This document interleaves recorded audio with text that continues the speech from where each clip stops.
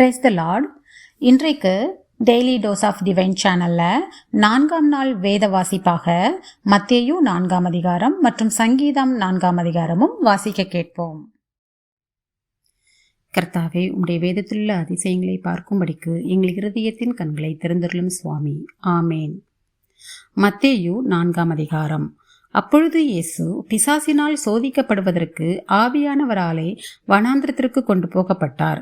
அவர் இரவும் பகலும் 40 நாள் உபவாசமாயிருந்த பின்பு அவருக்கு பசி உண்டாயிற்று.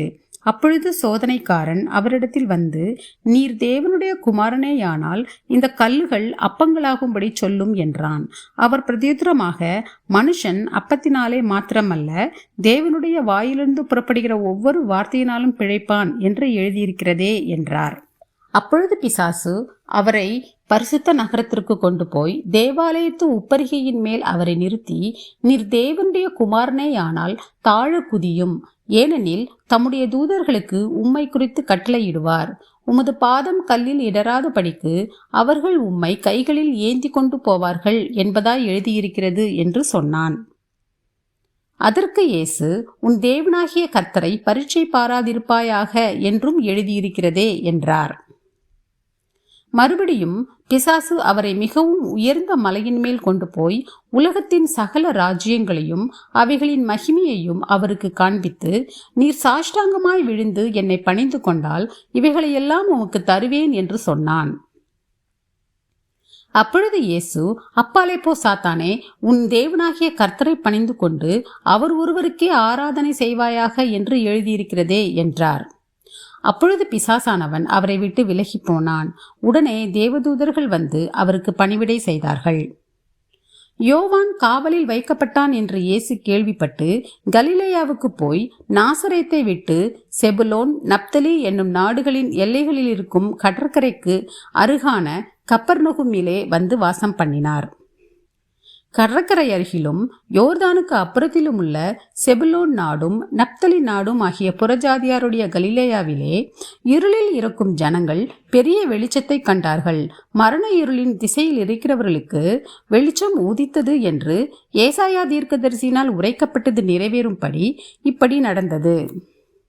அது முதல் இயேசு, மனந்திரும்புங்கள், பரலோக ராஜ்யம் சமீபித்திருக்கிறது என்று பிரசங்கிக்க தொடங்கினார்.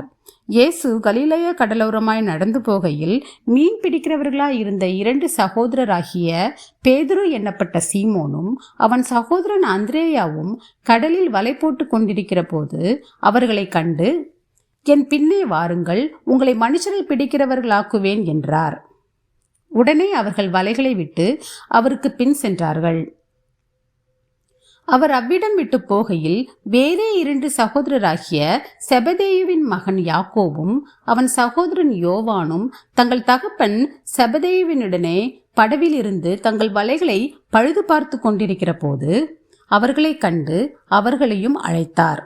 உடனே அவர்கள் படவையும் தங்கள் தகப்பனையும் விட்டு அவருக்கு பின் சென்றார்கள். பின்பு இயேசு கலிலேயா எங்கும் சுற்றி நடந்து அவர்களுடைய ஜெப ஆலயங்களில் உபதேசித்து ராஜ்யத்தின் சுவிசேஷத்தை பிரசங்கித்து ஜனங்களுக்கு உண்டாயிருந்த சகல வியாதிகளையும் சகல நோய்களையும் நீக்கி சொஸ்தமாக்கினார். அவருடைய கீர்த்தி சீரியா எங்கும் பிரசித்தமாயிற்று. அப்பொழுது பலவித வியாதிகளையும் வேதனைகளையும் அடைந்திருந்த சகல பிணியாளிகளையும் பிசாசு பிடித்தவர்களையும் சந்திரரோகிகளையும் திமிர்வாதக்காரரையும் அவரிடத்தில் கொண்டு வந்தார்கள். அவர்களை சொஸ்தமாக்கினார். கலிலேயாவிலும் தெக்கப்போலியிலும் எருசலேமிலும் யூதேயாவிலும் யோர்தானுக்கு அப்புறத்திலும் இருந்து திரளான ஜனங்கள் வந்து அவருக்கு பின் சென்றார்கள். சங்கீதம் 4ஆம் அதிகாரம். என் நீதியின் தேவனே, நான் கூப்பிடுகையில் எனக்கு செவி கொடும். நெருக்கத்தில் இருந்த எனக்கு விசாலம் உண்டாக்கினீர். எனக்கு இறங்கி என் விண்ணப்பத்தை கேட்டருளும். மனுபுத்திரரே, எதுவரைக்கும் என் மகிமையை அவமானப்படுத்தி வீணானதை விரும்பி பொய்யை நாடுவீர்கள்?